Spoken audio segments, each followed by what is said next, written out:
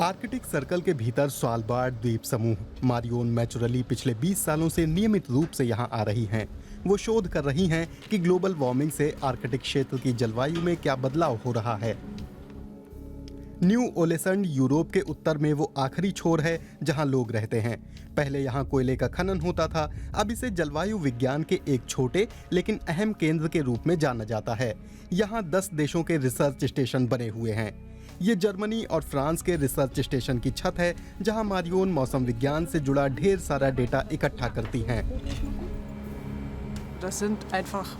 ये तो तापमान, नमी, हवा और हवा के दबाव जैसा सामान्य डेटा है। हाँ, साथ में बादल, ठोस और तरल कण, आइस क्रिस्टल और एरोजोल्स भी हैं। यानी वो सब कुछ जो हवा के साथ बहता है। साथ ही यहाँ ढेर सारी गैसें भी मिलती हैं। हम इस डेटा के जरिए वातावरण का हाल जानते हैं। इससे हम दूरगामी बदलावों और इनकी वजहों का पता लगाते हैं। और ये बड़े गंभीर बदलाव हैं। यूं समझिए कि आर्कटिक सर्कल के उत्तर में ठंड होने के बावजूद ये गलियारे मुश्किल से ही जमते हैं और बर्फ की दीवार बढ़ती जा रही है। इसी बीच समुद्री बर्फ पिघलती जा रही है और साल भर जमी रहने वाली मिट्टी गलने लगी है। दुनिया भर में अब तक जलवायु से जुड़े तापमान में करीब 1 डिग्री सेल्सियस की बढ़ोतरी हुई है, लेकिन यहाँ स्वालबार्ड में महज 20 सालों में ही तापमान 3 डिग्री बढ़ गया है। मौसम विज्ञानी इसके लिए बहती हवा की दिशा बदलने को भी जिम्मेदार मानते हैं। सर्दियों में खासकर दक्षिण से बहकर आने वाली हवा के झोंके बढ़े हैं।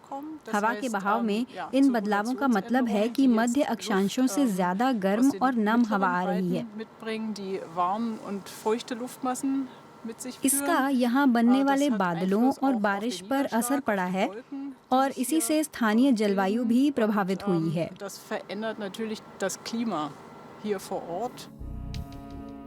मारियोन को संदेह है कि 10,000 मीटर की ऊंचाई पर वायु प्रणाली अहम वजह है जिसके चलते आर्कटिक में दक्षिणी हवाओं की मौजूदगी बढ़ रही है। ये ध्रुवीय जेट स्ट्रीम भूमध्य रेखा पर गर्म हवा के उठने और फिर उसके उत्तर की ओर बढ़ने से पैदा होती है, जहां ये ध्रुवीय फ्रंट पर ठंडी हवा से टकराती है। तापमान में ये भारी अंतर 2 अलग-अलग हवाओं को जल्द मिलने से रोकता है। ये धरती के घूमने की वजह से पूर्व दिशा की ओर बढ़ती है। अभी तक इससे बनने वाली ज्यादा ऊंचाई वाली हवा उत्तरी गोलार्ध के चारों ओर एक घुमावदार लेकिन स्थिर गलियारे में 500 किलोमीटर प्रति घंटे की रफ्तार से बहती थी, लेकिन जलवायु परिवर्तन की वजह से ये सिस्टम अब अस्थिर हो रहा है।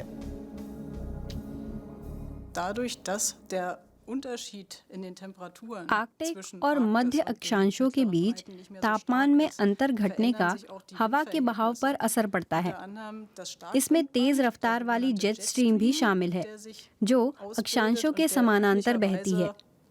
अब चूंकि हवा में उतनी तीव्रता नहीं है, तो जाहिर है कि हवा का हाई वेलोसिटी बैंड प्रभावित होता है। मैं गुब्बारे को गैस से भर दूंगी। पर्यावरणीय इंजीनियर फिएके रेडर ने इस स्टेशन पर शोध करते हुए 1 साल बिताया है। उनका काम अहम है और अंतर्राष्ट्रीय परियोजना का हिस्सा भी। इन बदलावों में अपनी भूमिका निभाने वाले सभी वैश्विक अंतर संबंधों को समझने के लिए तुलनात्मक डेटा की जरूरत होती है। तो अलग-अलग प्रोजेक्ट में जुटे लोग एक ही किस्म की जांचें करते हैं। दुनिया भर में शोधकर्ता रोजाना एक ही समय पर गुब्बारे छोड़ते हैं। जांच कर रहे उपकरण डेटा को रेडियो तरंगों के जरिए स्टेशनों तक भेजते हैं।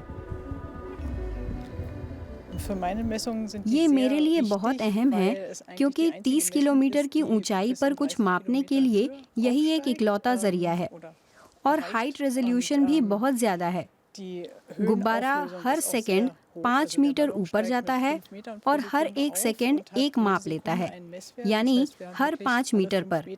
कोई और उपकरण ऐसा नहीं कर सकता। मारियोन के शोध से धीमी बहने वाली नई ध्रुवीय जेट स्ट्रीम के नतीजों की समझ बेहतर हुई है।